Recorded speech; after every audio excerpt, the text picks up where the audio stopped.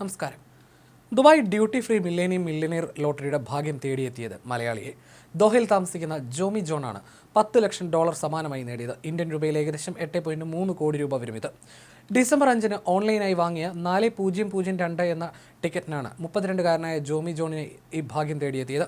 കഴിഞ്ഞ 2 വർഷമായി 9 സഹപ്രവർത്തകരുമായി ചേർന്ന് ജോമി ടിക്കറ്റ് എടുക്കുന്ന പതിവുണ്ട്. ഡ്രാഫ്റ്റ്സ്മാനായ ജോമി ജോൺ തൻ്റെ സഹപ്രവർത്തകരുമായി ടിക്കറ്റിനുള്ള പണം മുടക്കുകയും ഓരോ തവണയും ഓരോരുത്തരുടെ പേരിൽ ടിക്കറ്റ് എടുക്കുകയുമായിരുന്നു. ഇതൊരു വലിയ അനുഗ്രഹമാണ്, കൂട്ടായ്മയ്ക്ക് ലഭിച്ച വലിയൊരു നേട്ടമെന്നും ജോമി ജോൺ പ്രതികരിച്ചു. സത്യം പറഞ്ഞാൽ വിശ്വസിക്കാനാവുന്നില്ല. ദുബായ് ഡ്യൂട്ടി ഫ്രീക്ക് ഒരുപാട് നന്ദി.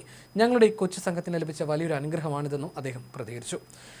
ദുബായ് ഡ്യൂട്ടി ഫ്രീയുടെ 42-ാം വാർഷികത്തിൻ്റെ തലേന്നാണ് ഈ നറുക്കെടുപ്പ് നടന്നത്. മില്ലേനിയർ ലോട്ടറി ചരിത്രത്തിൽ ഇത്രയും വലിയ തുക സമ്മാനമായി ലഭിക്കുന്ന 267-ാമത്തെ ഇന്ത്യക്കാരനാണ് ജോമി ജോൺ.